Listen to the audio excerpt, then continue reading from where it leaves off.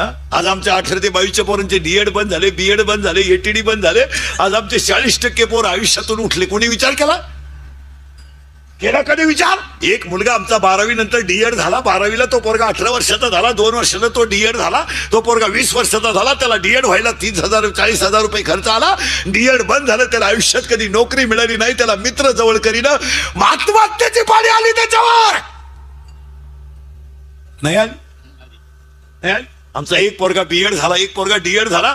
अरे एक पोरगा डीएड करायला काय लागतं ना, हे 12 तास भाताची लागवड करणाऱ्या फाटक्या धोत्रातल्या शेतकऱ्याला विचारा त्याला. एक मुलगा बीएड करायला काय लागतो हे 3 रंगाचं लुगडं नेसणाऱ्या फाटक्या लुगड्यातल्या आईला विचारा. स्वतःच्या गळ्यातले ठागिने म्हणून तिनं मुलगा शिकवलाय. नोकरी नाही त्याला.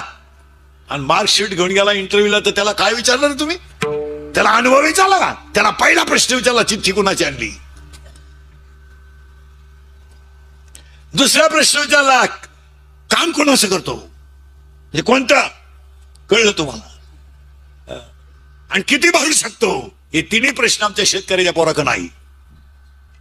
आमचा पोरं नोकरीला नाही. मार्क आहेत पण नोकरी संपली. आमची पोरं 42 वर्षे झाली. कोण विचारतं बायका मिळालं? हा विनोद नाही. कोण मुलगी देईल? काय द्यायची? आमच्या पोराला स्वप्न पडत नसेल का? आमच्या मुलाला घर बांधावं असं वाटत नसेल? आमच्या पोराला सुंदर बायको असावी असं वाटत नसेल? त्याला कधीतरी गाडीवर बसावं असं वाटत नसेल का? तो मेलाय. त्याला अंतकरण नाही आमच्या पोराला. कोणत्याही पोराला वाटतं की नाही मी गाडी घ्यावी?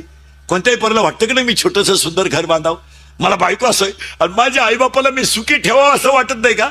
अरे पण त्याच्या मोबाईलला बॅलन्स टाकायला तो बापा पुढे हात पसरितोय. असे आमचे 40% पोर आहेत. काय मत आहे तुमचं?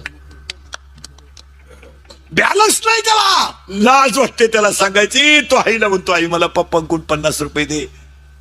आणि रात्री झोपताना एकटाच विचार करतो, अरे मी शिकलोय, माझ्या जिंदगीचं काय?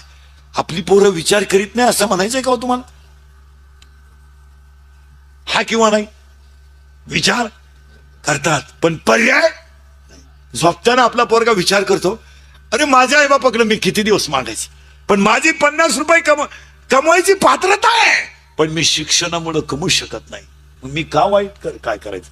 आज 40% पोरं गावांमधून संपलेत. नाही संपले.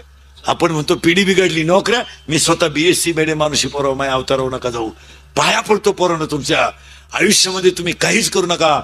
गारी का कुल्फी का पावी का, पण कुणाची भोंगे बांधून बोंबलं थेंडू नका. ही मंडळी तुम्हाला फक्त सीझन पुरती वापरणार आणि कायमची संपवणार. तुमचं काय मत आहे? फक्त सीझन काढून घेणार, तुमची मजा करणार, तुम्हाला खायला प्यायला देणार. काउंटिंग संपलं, तुमचा 10वा झाला, तुम्हाला हे वडा बिडी देणार नाही. काय मत आहे? काय मत आहे तुमचं? तुम्ही आमच्या टोळीत या बरे हो. अय एवढी जरी लटकावली ना, हरिपाठ येऊ नाही तर नाही येऊ नाही. आणि हे जे जगणं आहे ना, हे गळ्यात असल्यावर हे स्वाभिमानाचं आणि छत्रपतीचं जगणं आहे. इंदुरीकरला घोडा लावा, पण मी बोलतो हे खरंच आहे. कोण नाही पाहत, हे फक्त म्हणायचंय.